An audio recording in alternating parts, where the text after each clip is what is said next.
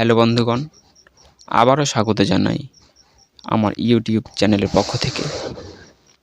আজকে আমি যে ভিডিওটি করব, আশা করছি এই ভিডিওটি যারা স্টুডেন্ট আছে বিশেষভাবে তোমাদের জীবনে অত্যন্ত জরুরিভাবে কাজে লাগবে।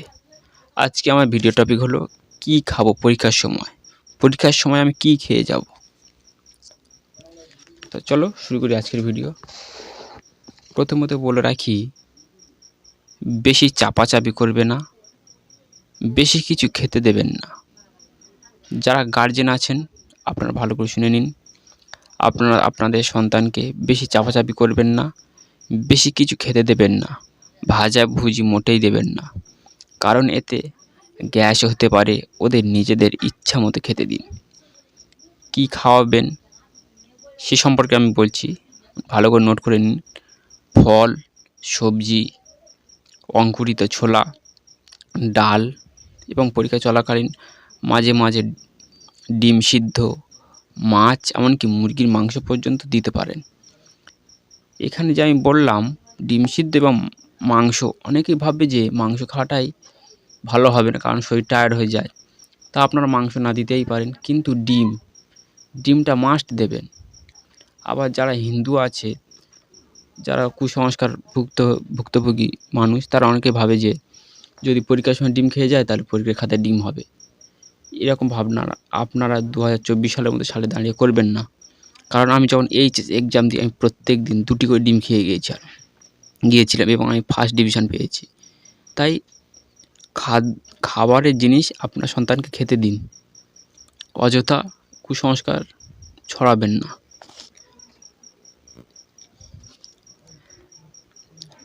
ভাত, রুটি খেতে পারেন, অনেকে দুধ খেতে পারেন।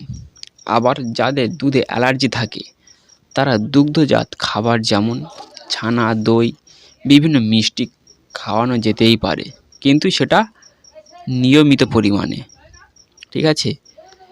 এমন ধরনের খাদ্য পরীক্ষার্থীদের জন্য অত্যন্ত প্রোটিন এবং উপযুক্ত খাদ্য। এই খাদ্যগুলি তাদের খাওয়া অত্যন্ত জরুরি, কারণ এমন খাদ্যগুলিতে হাই প্রোটিন থাকে, যা পরীক্ষার্থীদের মনোযোগ বাড়াতে সাহায্য করবে এবং তাদের মধ্যে একটা যে বোর ফিলিংস হয়, সেই বোর ফিলটা সম্পূর্ণ দূরীভূত হয়ে যাবে। ফলে তাদের ব্রেন ঠান্ডা থাকবে, তারা ঠান্ডাভাবে পরীক্ষাটা দিতে পারবে। মাঝে মাঝে তিসি, ডাল, স্যুপ, সয়াবিন বাচ্চাদেরকে খাওয়াবেন এবং অবশ্যই করে বেশি করে সবজি খাওয়াবেন, কারণ সবজির মধ্যে রয়েছে অধিক ভিটামিন ডি, ভিটামিন সি। বিভিন্ন সবজিতে বিভিন্ন রকম যে সমস্ত ভিটামিনগুলি থাকে, সেই সবজি বেশিভাবে খাওয়াবেন। সারাদিনে খাবারের রুটিন, সবাই যে একই খাবার খাবে তার কোনো ব্যাপার নয়, কারণ সকলে খেতে পারে, নাও খেতে পারে। তাও আমি একটা আইডিয়া দেওয়ার চেষ্টা করছি। একটা পরীক্ষার্থী সারাদিনে কি খাদ্য খেতে পারবে?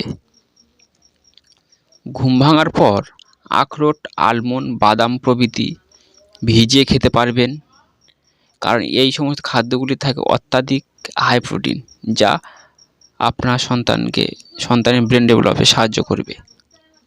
ব্রেকফাস্টে খাবে 1 গ্লাস দুধ, 2 পিস রুটি, 1টি ডিম প্রভৃতি দিতে পারেন এবং সেটা নিয়মিত পরিমাণে, বেশি দেবেন না। লাঞ্চ টাইমে ভাত, ডাল, সবজি ও মাছ দিন। বিকালে মুড়ি, কাঁচা ছোলা কিংবা টোস্ট দিতে পারেন। একটা জিনিস খেয়াল করতে হবে, যেন আপনার সন্তান বেশি করে যেন জলটা খায়, কারণ জল না খেলে সহজে হজম হবে না। ঠিক আছে? ডিনার তো অবশ্যই করবে রাত 8:30 থেকে 9টার মধ্যে। এর মধ্যে করে নিলে আপনার সন্তানের খাবার হজমটা ভালো হবে। আর এই ডিনারে অবশ্যই মাছটা মাস্ট ইম্পর্টেন্ট। ভাত, মাছ অথবা চিংড়ি তার সাথে বেশি করে সবজি, বারবার বলছি বেশিভাবে সবজিটা খাওয়াতে হবে। তবে তাদের মধ্যে একটা শক্তি অনুভব করবে সবজি খাওয়ার ফলে। আবার অনেক পরীক্ষার্থী আছে যারা রাত জেগে পড়ে, এবং যে সমস্ত পরীক্ষার্থী রাত জেগে পড়ে তাদের উদ্দেশ্যে আমি বলছি তারা যেন রাত্রে কফি না খায়, কফির বদলে যেন চা খায়। কারণ চা খেলে দেখবে তোমাদের ঘুম আস্তে আস্তে কেটে যাবে এবং তোমাদের ব্রেন ফ্রেশ হবে। তোমরা কিছু খাও বা না খাও, তোমরা অবশ্যই করে কিন্তু চাটা খাবে, ঠিক আছে? ধন্যবাদ। যদি ভিডিওটি ভালো লেগে থাকে তাহলে চ্যানেলটিকে সাবস্ক্রাইব করবে।